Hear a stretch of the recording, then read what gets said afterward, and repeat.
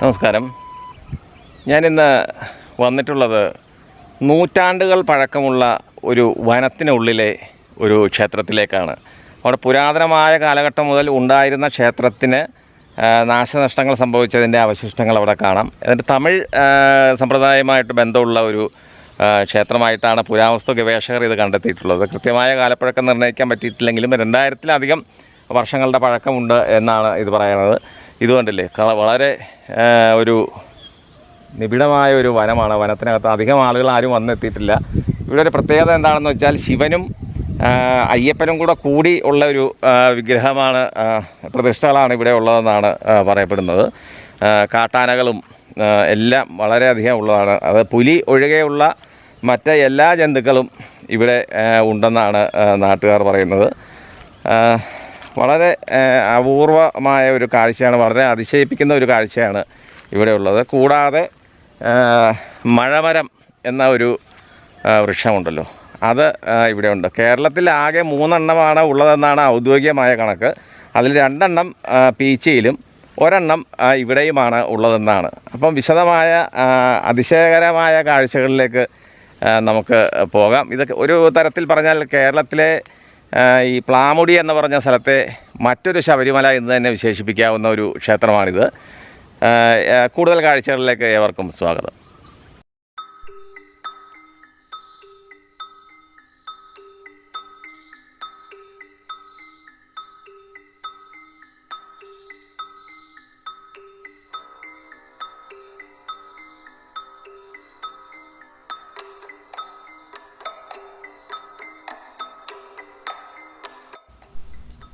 എറണാകുളം ജില്ലയിലെ കോതമംഗലം താലൂക്കിൽപ്പെട്ട പ്ലാമുടി എന്ന് പറഞ്ഞ സ്ഥലത്താണ് ഈ കോട്ടപ്പാറ റിസർവ് ഫോറസ്റ്റ് ഉള്ളത്. ഈ കോട്ടപ്പാറ റിസർവ് ഫോറസ്റ്റിൻ്റെ ഒത്ത നടുവിലാണ് ഈ നൂറ്റാണ്ടുകൾ പഴക്കമുള്ള ഈ ഒരു ക്ഷേത്രാവശിഷ്ടങ്ങൾ കാണുന്നത്. അവിടേക്ക് നമുക്ക് എത്തിച്ചേരുന്നതിന് ഏകദേശം 2 കിലോമീറ്ററോളം ഈ കാനന വഴിയിലൂടെ നമുക്ക് നടക്കണം. പലതരത്തിലുള്ള കാട്ടുമൃഗങ്ങളും ഉള്ളതാണ് ഈ വനം. പുലി ഒഴികെ മറ്റുള്ള എല്ലാ മൃഗങ്ങളെയും ഇവിടെ കണ്ടതായിട്ടാണ് നാട്ടുകാർ പറയുന്നത്.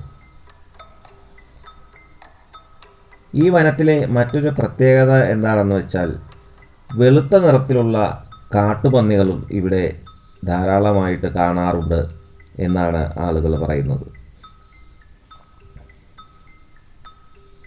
മാൻ, മയില്, പെരുമ്പാമ്പ്, മലമ്പാമ്പ് എന്നു വേണ്ട പലതരത്തിലുള്ള ജീവികളും ഈ വനത്തിൽ ഉണ്ട്.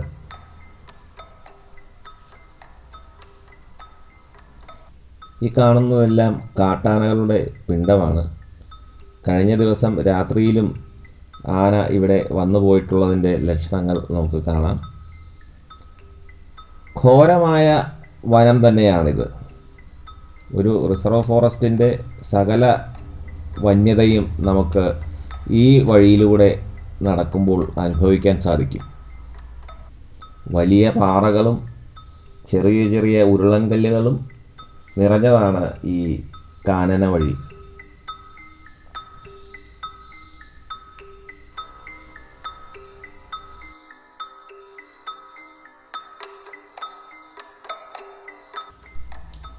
ക്ഷേത്രത്തിലേക്ക് എത്തുന്നതിന് മുമ്പ് ഇവിടെ ഒരു പൂജാ സ്ഥലം നമുക്ക് കാണാൻ സാധിക്കും.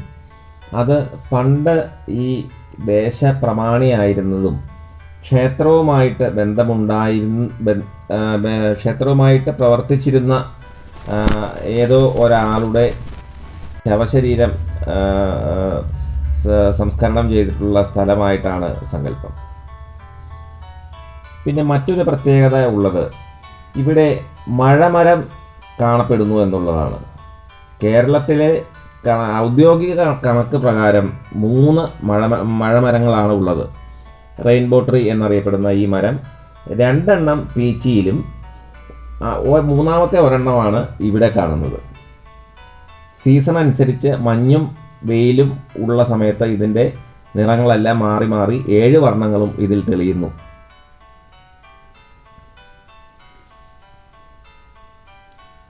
ഇത് പണ്ടുകാലത്ത് ഇരുമ്പയിര് ഖനനം ചെയ്തുകൊണ്ടിരുന്ന സ്ഥലമാണ്.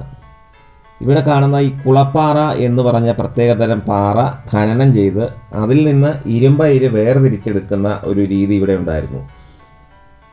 ഈ ഇരുമ്പയിലുകൾ കൊടുങ്ങല്ലൂർ കൊട്ടാരത്തിലേക്കാണ് പോയിരുന്നത്. കൊടുങ്ങല്ലൂർ രാജാവിന് വേണ്ടതായിട്ടുള്ള ആയുധ നിർമ്മാണത്തിന് വേണ്ടുന്നതായ ഇരുമ്പയിലുകൾ മുഴുവൻ ഇവിടുന്നാണ് ഖനനം ചെയ്തിരുന്നത് എന്നാണ് പറയപ്പെടുന്നത്.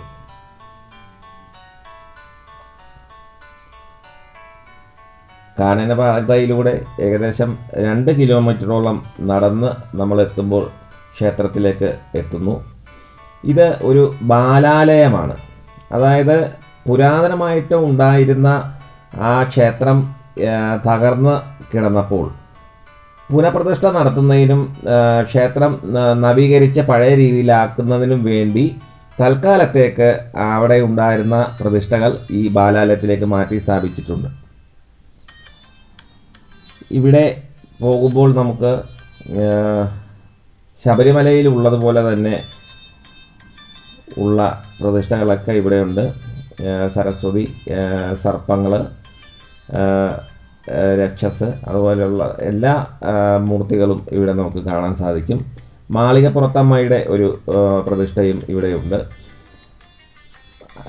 ഈ പൊതുവെ ഇവിടുത്തെ ഈ തകർന്നു കിടക്കുന്ന ശിലകൾ പരിശോധിക്കുമ്പോൾ അതിൻ്റെ കൊത്തുപണികളെല്ലാം കാണുമ്പോൾ തമിഴ് സമ്പ്രദായവുമായിട്ട് ബന്ധമുള്ളതായിട്ടാണ് പുരാവസ്തു ഗവേഷകരും ഇത് കണ്ടെത്തിയിട്ടുള്ളത്. ഈ ശിലകളിലെല്ലാം കൊത്തുപണികൾ തമിഴ് സമ്പ്രദായവുമായിട്ട് ബന്ധപ്പെട്ടതാണ് എന്നാണ് അവരുടെ നിഗമനം. ആയതുകൊണ്ട് തന്നെ ഈ മാളികപ്പുറത്തമ്മ എന്ന സങ്കല്പത്തിലുള്ള ഇവിടെ പ്രതിഷ്ഠയും തമിഴ് സംസ്കാരവുമായിട്ട് ബന്ധപ്പെട്ട് വരുന്നതാണ്. ശബരിമലയിലും ഇതുപോലെ തന്നെ മാളികപ്പുറത്തമ്മ ശരിക്ക് മധുര മീനാക്ഷി ആയിട്ടാണ് സങ്കല്പം. യഥാർത്ഥത്തിൽ മധുര മീനാക്ഷി തന്നെയാണ് മാളികപ്പുറത്തമ്മ എന്നുള്ള രീതിയിലാണ് അവിടുത്തെ പൂജാവിധികളും മറ്റു കാര്യങ്ങളും എല്ലാം. അപ്പോൾ അങ്ങനെ നോക്കുമ്പോൾ ഇത് കണ്ടില്ലേ, നൂറ്റാണ്ടുകൾ പഴക്കമുള്ള അവിടെ ക്ഷേത്രത്തിൽ ഉപയോഗിച്ചിട്ടുണ്ടിരുന്ന ഓട്ടുവിളക്കുകളാണ് ഈ പീഠം പോലെയുള്ള പാറയുടെ അടിയിൽ കാണുന്നത്. കോട്ടപ്പാറ ശ്രീ ധർമ്മശാസ്ത്ര ക്ഷേത്രം 2000 വർഷത്തെ പഴക്കം, ഏകദേശം 2000 വർഷത്തെ പഴക്കം കണക്കാക്കുന്നൊരു ക്ഷേത്രമാണ്. ക്ഷേത്രത്തിൻ്റെ പ്രത്യേകത എന്ന് പറഞ്ഞിട്ടുണ്ടെങ്കിൽ ശിവനും അയ്യപ്പനും ഒരു പീഠത്തിൽ ഒരുമിച്ച് അച്ഛനും മകനുമായിട്ടുള്ള പ്രതീക്ഷയാണുള്ളത്. ഈ ക്ഷേത്രത്തിൽ എല്ലാ വർഷവും ശബരിമലയ്ക്ക് പോകുന്ന മാതിരി തന്നെ അയ്യപ്പന്മാർ മുദ്ര നിറച്ച് ഇവിടെ വന്ന് നെയ്യഭിഷേകം ചെയ്ത് തിരിച്ചു പോകുന്ന ക്ഷേത്രമാണ്. ക്ഷേത്രത്തിൽ പ്രധാന ശ്രീകോവിലിന് പുറമെ മാളികപ്പുറത്തമ്മ, ഗണപതി, സരസ്വതി ദേവി, രക്ഷസ്, നാഗരാജാവ്, നാഗേഷി എന്നീ ഉപപ്രതിഷ്ഠകളുമുണ്ട്. ഈ പ്രദേശത്ത് ഈ 2000 ഹെക്ടർ വരുന്ന വനത്തിൻ്റെ ഒത്ത നടുവിലാണ്, കോട്ടപ്പാറ വനത്തിൻ്റെ ഒത്ത നടുവിലായിട്ടാണ് ഈ ക്ഷേത്രം സ്ഥിതി ചെയ്യുന്നത്. മകരവിളക്കിനാണ് ഈ ക്ഷേത്രത്തിൽ ഉത്സവാദി പരിപാടികൾ നടത്തി പോരുന്നത്. ക്ഷേത്ര സംബന്ധമായിട്ട് ഇതൊരു തമിഴ് സംസ്കാരമായിട്ട് ബന്ധപ്പെട്ട് 2000 വർഷം മുമ്പ് പണി കഴിപ്പിച്ചൊരു ക്ഷേത്രമായിട്ടാണ് പുരാവസ്തു ഗവേഷകർ ഇത് കണ്ടെത്തിയിട്ടുള്ളത്. ഒരു 400 വർഷത്തോളം ഈ പ്രദേശത്ത് നിന്ന് ഇരുമ്പ്, ഈ കുളപ്പാറ എന്ന് പറഞ്ഞൊരു സൈസ് പാറ വെട്ടിപ്പൊളിച്ച് അതിൽ നിന്ന് ഇരുമ്പ് കണ്ടെത്തി ആ ഇരുമ്പ് ഖനനം ചെയ്ത് ആയുധങ്ങളുണ്ടാക്കി പെരിയാർ നദി, ഇവിടുന്ന് 1.5 കിലോമീറ്റർ പോയിട്ടുണ്ടെങ്കിൽ പെരിയാറാണ്. ആ പെരിയാർ വഴി കൊടുങ്ങല്ലൂർക്ക് കൊണ്ടുപോയിട്ടുണ്ടെന്നാണ് പറയണത്. അപ്പോൾ ഒരു കാലത്ത് കേരളത്തിലേക്ക് ആവശ്യമുള്ള, കൊടുങ്ങല്ലൂർ രാജാക്കന്മാർക്ക് ആവശ്യമുണ്ടാകുന്ന ആയുധങ്ങൾ കംപ്ലീറ്റ് നിർമ്മിച്ചുകൊണ്ടിരുന്നത് കോട്ടപ്പാറ ആണ് പുരാവസ്തു ഗവേഷകർ കണ്ടെത്തിയിട്ടുള്ളത്. ഈ പ്രദേശത്ത് നിന്ന് പല ദേശത്തു നിന്നും നിരവധി ആളുകൾ ക്ഷേത്രത്തിൽ എത്താറുണ്ട്. ഇതൊക്കെ ഇതിൻ്റെ പിന്നെ എഴുതപ്പെട്ടു അല്ലെങ്കിൽ അന്വേഷിച്ച് കണ്ടെത്താൻ പറ്റിയ ഐതിഹ്യങ്ങളൊന്നും ഇതുവരെ രേഖകളൊന്നും കണ്ടെത്താൻ പറ്റിയിട്ടില്ല. ഈ ക്ഷേത്രത്തിന് ചുറ്റിലുമായിട്ടും ഏതാണ്ട് 21 മുനിയറകൾ കണ്ടെത്തിയിട്ടുണ്ട്. അതൊക്കെ വർഷങ്ങളായിട്ട് കാടുമൂടിയും ജനങ്ങളുടെ ഇടപെടലും അതിനും കുറേയൊക്കെ നശിച്ചു. എന്നാലും അതിൻ്റെ അവശേഷിപ്പുകൾ ഇപ്പോഴും ഈ പ്രദേശത്ത് തന്നെ കാണാൻ പറ്റുന്നുണ്ട്. പിന്നെ ക്ഷേത്രത്തിന് പ്രധാനമായിട്ടൊരു കിണറുണ്ട്. ആ കിണർ ഏതാണ്ട് 35 അടി താഴ്ചകളുണ്ട്.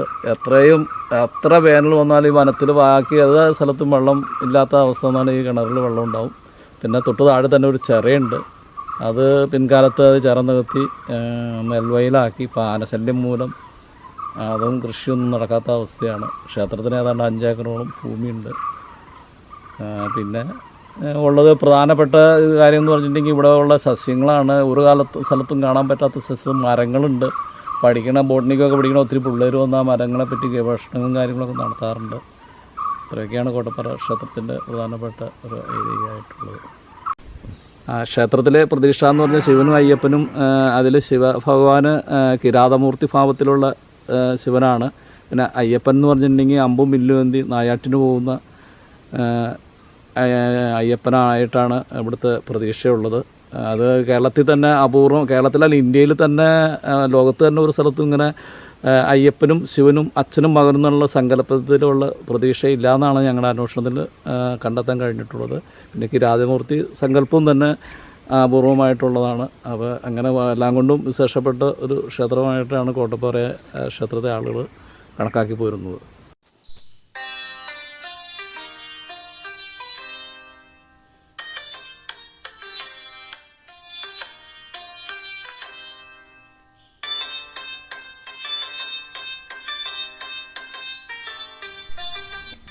ഇന്നത്തെ കാലത്തും ഈ കോട്ടപ്പാറ റിസർവ് ഫോറസ്റ്റിൻ്റെ സമീപത്ത്, ഈ ഫോറസ്റ്റ് ഏരിയയുടെ സമീപത്തൊന്നും ആളുകളുടെ താമസം വളരെ കുറവാണ്.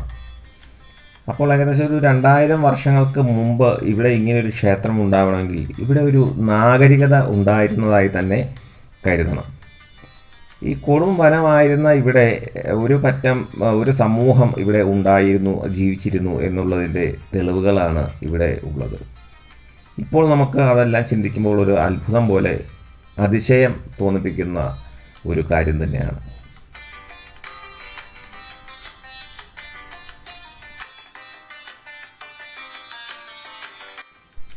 ഉപമൂർത്തികളുടെ പ്രതിഷ്ഠകളും ഇവിടെ പ്രത്യേകം ശിലകളിൽ സ്ഥാപിച്ചിട്ടുണ്ട്. ഇവിടുത്തെ പ്രതിഷ്ഠകളുടെ ശിലയ്ക്ക് തന്നെ ഒരു പ്രത്യേകതയുണ്ട്. നമ്മൾ സാധാരണയായി കാണുന്ന രീതിയിലുള്ള ശിവലിംഗ രീതിയിലുള്ളതോ അല്ലെങ്കിൽ കണ്ണാടിയുടെ കരിങ്കൽ രൂപമോ ഇതൊന്നും അല്ലാതെ ഒരു നാഴിയുടെ രൂപത്തിലുള്ള വിഗ്രഹങ്ങളാണ്, അതല്ലെങ്കിൽ ശിലാരൂപങ്ങളാണ് പ്രതിഷ്ഠകളായിട്ട് ഇവിടെ കാണുന്നത്. അതുതന്നെ ഏതാണ്ട് പണ്ട് കാലത്തെ പഴമയുടെ ഒരു പ്രത്യേകത തന്നെയായി നമുക്ക് വിലയിരുത്താവുന്നതാണ്. ക്ഷേത്രം ഏതാണ്ട് പൂർണ്ണമായും കരിങ്കല്ല് കൊണ്ട് നിർമ്മിച്ചത് തന്നെ ആയിരുന്നു എന്നാണ് ഇവിടുത്തെ അവശിഷ്ടങ്ങളിൽ നിന്ന് നമുക്ക് മനസ്സിലാക്കാൻ പറ്റുന്നത്.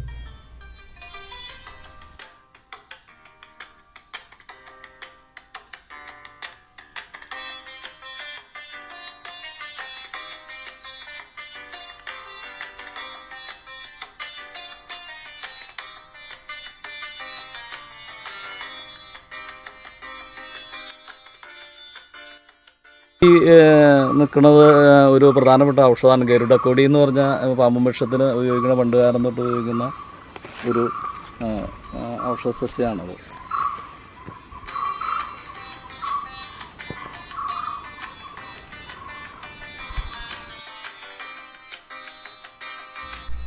കാട്ടിൽ വേട്ടയാടി നടക്കുന്ന കിരാത ശിവനായിട്ടാണ് ഇവിടുത്തെ സങ്കല്പം. കൂടെ അയ്യപ്പനും നായാട്ടിനായി അമ്പും വില്ലുമായിട്ട് പോകുന്ന ആ രീതിയിലുള്ളതാണ് ഇവിടുത്തെ പ്രതിഷ്ഠാ സങ്കല്പം. അപ്പോൾ വളരെ അപൂർവമായി ശിവനും, അതായത് കിരാത രൂപത്തിലുള്ള ശിവനും നായാട്ടിനായി ഇറങ്ങിയിരിക്കുന്ന അമ്പും വില്ലും ധരിച്ചുകൊണ്ടുള്ള അയ്യപ്പനും എന്നുള്ള പ്രതിഷ്ഠയും സങ്കല്പവുമുള്ള വളരെ അപൂർവമായൊരു ക്ഷേത്രമാണിത്. ഇപ്പോൾ ബാലാലയത്തിലേക്ക് അവിടുത്തെ വിഗ്രഹങ്ങൾ മാറ്റിയിരിക്കുകയാണ്. കോൺക്രീറ്റുകളോ മറ്റു കാര്യങ്ങളോ ഒന്നും, സിമെൻറ്റും ഒന്നും ഉപയോഗിക്കാതെ ഈ ക്ഷേത്രം പണ്ട് ഉണ്ടായിരുന്ന അതേ രീതിയിൽ കരിങ്കല്ല് കൊണ്ട് തന്നെ ഇതിൻ്റെ അവശിഷ്ടങ്ങളെല്ലാം എടുത്ത് ഉപയോഗിക്കാവുന്ന രീതിയിൽ ഉപയോഗിച്ച് കരിങ്കല്ല് കൊണ്ട് തന്നെ ഒരു പൂർവ്വ സ്ഥിതിയിലാക്കി വനത്തിന് യോജിച്ച കാനനവാസനായ അയ്യപ്പന് യോജിച്ച ഒരു രീതിയിലേക്ക് നിർമ്മാണ പ്രവർത്തനങ്ങൾ നടത്തുന്നതിനാണ് ഇപ്പോൾ ഈ ക്ഷേത്രത്തിൻ്റെ കാര്യങ്ങൾ ഏറ്റെടുത്ത് നടത്തിക്കൊണ്ടിരിക്കുന്ന ദേശത്തിലെ ആളുകൾ തീരുമാനിച്ചിട്ടുള്ളത്.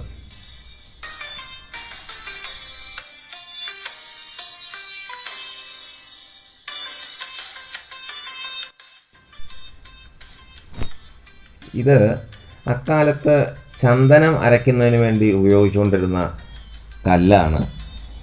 അപ്പോൾ ഇതിൻ്റെ മധ്യഭാഗത്ത് ഏതാണ്ട് നാഴി വെള്ളം കൊള്ളുന്ന രീതിയിലുള്ള ഒരു ദ്വാരം വീണിട്ടുണ്ട്. അപ്പം എത്ര വർഷങ്ങൾ ഇതിൽ ചന്ദനം അരച്ചിട്ടുണ്ട് എന്നുള്ളതിന് നമുക്ക് കണക്ക് കൂട്ടാവുന്നത്. കാരണം അത്രയും ആഴത്തിലൊരു കുഴി ആ കരിങ്കല്ലിൽ രൂപപ്പെടണമെങ്കിൽ എത്ര വർഷങ്ങൾ അവിടെ ചന്ദനം അരച്ചിട്ടുണ്ടാവണം എന്നുള്ളതാണ് മനസ്സിലാക്കേണ്ടത്.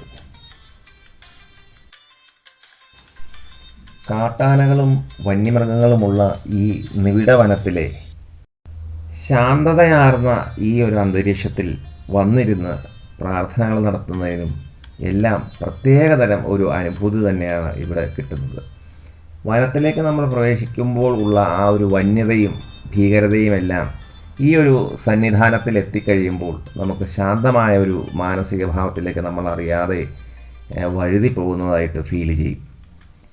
സാക്ഷാൽ കാനനവാസനായ അയ്യപ്പൻ്റെ ഒരു സാന്നിധ്യം ഇവിടെ ഉണ്ടെന്ന് നമുക്ക് തീർച്ചയായും ബോധ്യപ്പെടുന്ന ഒരു അന്തരീക്ഷമാണ് ഇവിടെയുള്ളത്.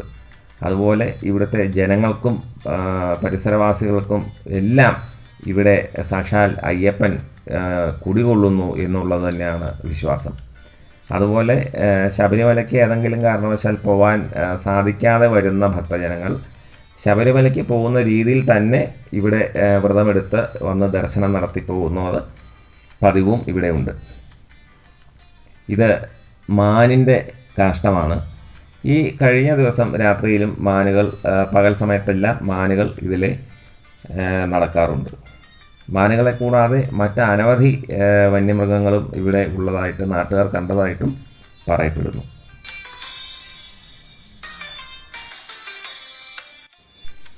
പണ്ടുകാലത്ത് വിറക് ശേഖരിക്കാനായിട്ട് ആളുകൾ വരുന്ന സമയത്താണ് ഈ തകർന്ന് അടിഞ്ഞു കിടക്കുന്ന ഈ പുരാതനമായ ക്ഷേത്രത്തിൻ്റെ അവശേഷിപ്പുകൾ കണ്ടെത്തിയത്. വിവിധ തരത്തിലുള്ള സസ്യ ജന്തുജാലങ്ങളുടെ ഒരു ആവാസ കേന്ദ്രമാണ് ഈ ഒരു റിസർവ് ഫോറസ്റ്റ്. ഇത് ഒരു ശ്മശാന ഭൂമിയാണ്. പണ്ടുകാലത്ത് നൂറ്റാണ്ടുകൾക്ക് മുമ്പ് ഈ ക്ഷേത്രവുമായിട്ട് ബന്ധപ്പെട്ടിരുന്ന അതും ക്ഷേത്രത്തിൻ്റെ പ്രമാണിയുമായിട്ടിരുന്ന ഒരു പ്രധാന വ്യക്തിയുടെ ശവശരീരം അടക്കം ചെയ്തിട്ടുള്ള ഒരു സ്ഥലമാണിത്. അങ്ങനെ പ്രധാന ഇവിടെയും കാട്ടാനകളെല്ലാം വന്ന് സഞ്ചരിക്കുന്ന, നിത്യവും വന്നു പോകുന്ന ഒരു സ്ഥലമാണെന്നുള്ളതിൻ്റെ തെളിവാണ് കാട്ടാനകളുടെ പിണ്ടം. ആനകളുടെ വളരെ ശല്യമുള്ള സ്ഥലമാണ്. അതുപോലെ വന്യമൃഗങ്ങൾ പിടിച്ച് തിന്നതിന് ശേഷമുള്ള അതിൻ്റെ എല്ലിൻ്റെ കഷ്ണങ്ങളാണ് കാണുന്നത്. അപ്പോൾ ഇത് ഒരു ശ്മശാന ഭൂമിയാണ്. ഈ ഒരു മേഖല ശ്മശാന ഭൂമിയായിരുന്നു. അതിൻ്റെ അവശേഷിപ്പുകളെല്ലാം ഇന്നും നമുക്ക് ഇവിടെ കാണാം.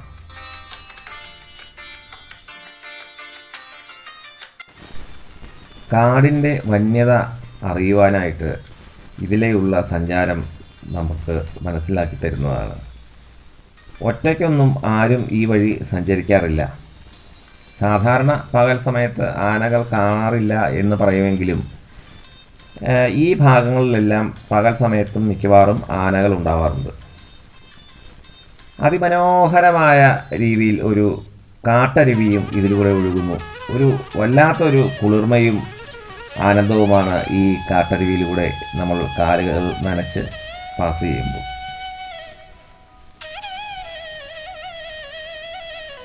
പാറകളിൽ കൂടി ഒഴുകി ഒരു ലൈനിലേക്ക് പോയി ഒരു പ്രത്യേക രീതിയിലേക്ക് ഒഴുകുന്ന ഈ അരുവി ഭയങ്കര കുളിർമയാണ്. നല്ല തണുത്ത ജലവുമാണ് ഇതിനകത്തുള്ളത്.